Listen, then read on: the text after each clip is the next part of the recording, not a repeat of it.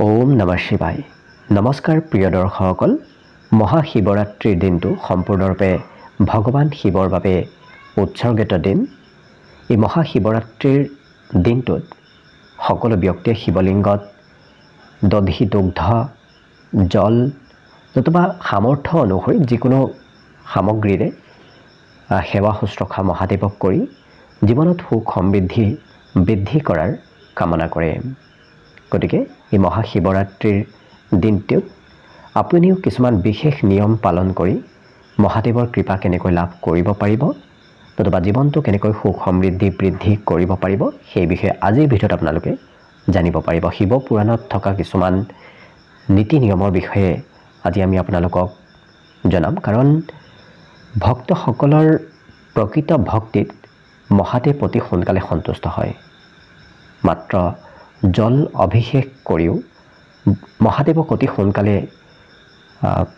সন্তুষ্ট কৰিব পাৰি। গতিকে সেইকাৰণে মহাদেৱৰ আন এটা নাম হৈছে ভোলানাথ। অৱশ্যে এই বছৰ মহাশিৱৰাত্ৰি ২৬ ফেব্ৰুৱাৰী বুধবাৰৰ দিনা পালন কৰা হ'ব। গতিকে যদি আপোনালোকে ব্ৰত পালন কৰিম বুলি ভাবি আছে, বুধবাৰৰ দিনটোত আপোনালোকে এই শিৱৰাত্ৰিৰ ব্ৰত পালন কৰিব পাৰিব। অৱশ্যে এই দিনটোত ভগৱান শিৱক সন্তুষ্ট কৰাৰ কিছুমান বিধি বিধান আমি আপোনালোকক আজিৰ ভিডিঅ'ত জনাম। গতিকে ভিডিঅ'টো শেষলৈকে চাই থাকিব। ভিডিঅ'টো ভাল লাগিলে ভিডিঅ'টোত এটা লাইক কৰিব আৰু কমেণ্ট বক্সত ওম নমঃ শিৱায় লিখিবলৈ একেবাৰে নাপাহৰিব। এই বছৰ ২৬ ফেব্ৰুৱাৰীত মহাশিৱৰাত্ৰিৰ দিনটোৰ ব্ৰত পালন কৰা হ'ব আৰু সম্পূৰ্ণ ৰীতি নীতি অনুসৰি ভগৱান শিৱক পূজা অৰ্চনা কৰা হ'ব। অৱশ্যে পূজাৰ বাহিৰেও শিৱ পুৰাণত ভগৱান শিৱক সন্তুষ্ট কৰিবলৈ কিছুমান বিশেষ ব্যৱস্থাৰ কথা উল্লেখ আছে আৰু এই প্ৰতিকাৰসমূহ কৰি ভগৱান শিৱক অতি সোনকালে সন্তুষ্ট কৰিব পৰা যায় আৰু নিজৰ নিজৰ সকলো মনৰ কামনা পূৰণ কৰিব পৰা যায়। গতিকে মহাদেৱৰ কৃপাত ধন সম্পত্তি আৰু সমৃদ্ধি বৃদ্ধি কৰিবৰ বাবে শিৱ পুৰাণত উল্লেখ কৰা সেই প্ৰতিকাৰসমূহ কি, আহক তেতিয়াহ'লে আমি এই ভিডিঅ'টোৰ জৰিয়তে জনাৰ চেষ্টা কৰোঁ।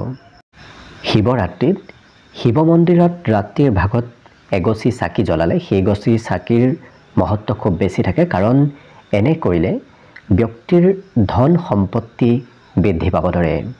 শিৱ পুৰাণৰ মতে কুবেৰে পূৰ্বৰ জন্মত নিশাৰ ভাগত শিৱলিংগৰ ওচৰত এগছি চাকি জ্বলাইছিল, যাৰ ফলত দেৱতাসকলৰ ভিতৰত কোষাধ্যক্ষ হিচাপে পৰিগণিত হৈছিল। আপোনালোকে নিশ্চয় জানে কুবেৰ হৈছে দেৱতাসকলৰ ধনৰ অধিপতি। গতিকে সেই মহাদেৱৰ কৃপাত কুবেৰে সেই ধনৰ দায়িত্ব লাভ কৰিছিল আৰু বিশ্বাস কৰা হয় যে মহাদেৱৰ সমীপত এই শিৱৰাত্ৰিৰ দিনা যদি কোনোবা এগৰাকী ব্যক্তিয়ে এগছি চাকি জ্বলায় তেতিয়াহ'লে ধন সম্পত্তি সেইগৰাকী ব্যক্তিৰ দিনে দিনে বৃদ্ধি পাব ধৰে।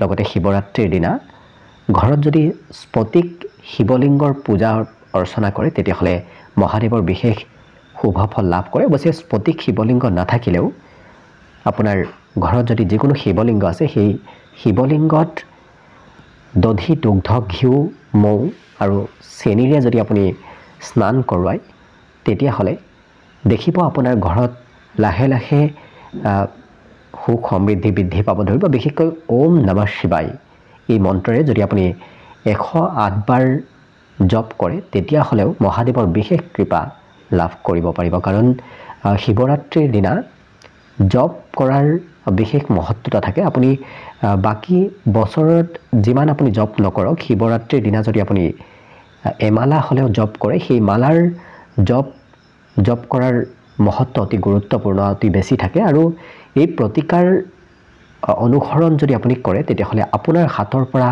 অপ্ৰয়োজনীয় খৰচ বন্ধ হৈ পৰিব আৰু ধন আপুনি সঞ্চয় কৰিবলৈ সক্ষম হ'ব। গতিকে যদি আপোনাৰ হাতৰ পৰা সোনকালে ধন খৰচ হয়, সঞ্চয় কৰিবলৈ যদি আপুনি সক্ষম নহয় তেতিয়াহ'লে ৰাত্ৰিৰ ভাগত আপুনি ওম নমঃ শিৱায় জপ কৰাৰ চেষ্টা কৰিব। ১০৮ বাৰ জপ কৰিলে দেখিব আপোনাৰ জীৱনত লাহে লাহে সুখ সমৃদ্ধি বৃদ্ধি পাব আৰু অদৰকাৰী খৰচৰ মাত্ৰা যথেষ্টখিনি কমিব ধৰিব। আৰু মহাশিৱৰাত্ৰিৰ দিনা হনুমান চালিচা পাঠ কৰাৰ বিশেষ উপকাৰিতা থাকে কাৰণ হনুমান হৈছে ভগৱান শিৱৰ অৱতাৰ আৰু এই মহাশিৱৰাত্ৰিৰ দিনটোত যদি হনুমান চালিচা পাঠ কৰা যায় তেতিয়াহ'লে দুয়োগৰাকী ভগৱানৰ বিশেষ কৃপা লাভ কৰা যায়। আপোনালোক সকলোৱে জানে হনুমান হৈছে সংকট মোচন হনুমান, গতিকে সংকটসমূহৰ পৰা সমস্যাৰ সমাধান যদি বিচাৰি আছে তেতিয়াহ'লে মহাশিৱৰাত্ৰিৰ দিনা হনুমান চালিচা পাঠ কৰিবলৈ একেবাৰে নাপাহৰিব। দেখিব আপোনাৰ জীৱনত চলি থকা সকলো ধৰণৰ সমস্যাবোৰ দূৰ হ'ব ধৰিব। অৱশ্যে অসুবিধাবোৰ সুবিধালৈ পৰিৱৰ্তন হ'ব যদি আপুনি মহাশিৱৰাত্ৰিৰ দিনা হনুমান চালিচা পাঠ কৰে। আৰু সম্পৰ্কত মধুৰতা আহিবলৈ যদি আপুনি বৈবাহিক সম্বন্ধত মধুৰতা বিচাৰি আছে তেতিয়াহ'লে বিবাহিত মহিলাক এই মহাশিৱৰাত্ৰিৰ দিনা দান কৰাৰ চেষ্টা কৰক, কাৰণ মহাশিৱৰাত্ৰিৰ দিনত যদি কোনোবা ব্যক্তিয়ে বিবাহিত মহিলাক দান কৰে তেতিয়াহ'লে বিশেষ সুফল লাভ কৰা দেখা যায়। সেই দান কৰা সামগ্ৰীসমূহৰ ভিতৰত হৈছে শাৰী, ৰঙা খাৰু, কুমকুম নতুবা সেন্দুৰ, এনেধৰণৰ বস্তুসমূহ যদি বিবাহিত মহিলাক দান কৰে তেতিয়াহ'লে বৈবাহিক সম্বন্ধত মধুৰতা আহে আৰু সকলো ধৰণৰ সমস্যা নোহোৱা হৈ পৰে। লগতে ৰঙা ৰং হৈছে মংগলদায়ক ৰং আৰু সৌভাগ্যৰ প্ৰতীক বুলি হিন্দু ধৰ্মত বিশ্বাস কৰা যায়, কাৰণ ৰঙা ৰঙৰ বস্তু দান কৰিলে জীৱনত বিশেষ সকাৰাত্মক পৰিৱৰ্তন আহে। আৰু এইকেইটা বস্তু যদি আপুনি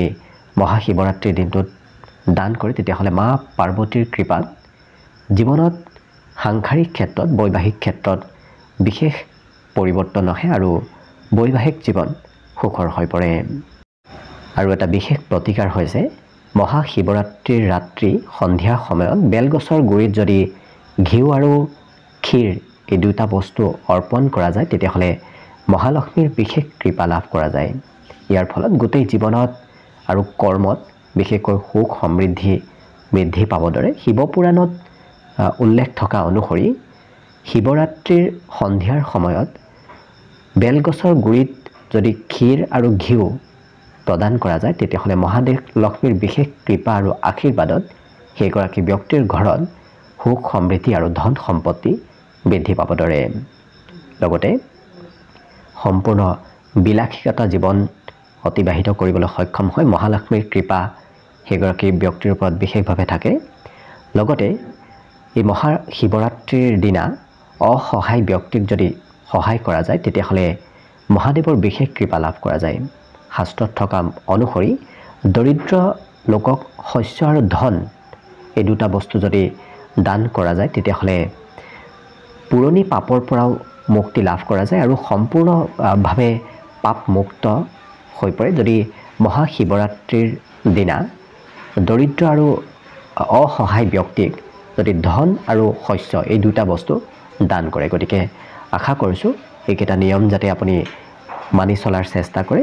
যিকোনো এটা নিয়ম পালন কৰিলেও আপুনি দেখিব আপোনাৰ জীৱনত সুখ সমৃদ্ধি লাহে লাহে বৃদ্ধি পাব ধৰিব আৰু মহাদেৱৰ কৃপাত আপোনাৰ সম্পূৰ্ণ জীৱনটো সুখ সমৃদ্ধিৰে ভৰি পৰিব। গতিকে আশা কৰিছোঁ আপোনাৰ বাবে যেন সম্পূৰ্ণ জীৱনটো সম্পূৰ্ণ বছৰটো শুভ আৰু মংগলময় হৈ পৰক তাৰেই কামনাৰে আজিৰ ভিডিঅ'টো ইমানতে সামৰণি মাৰিছোঁ।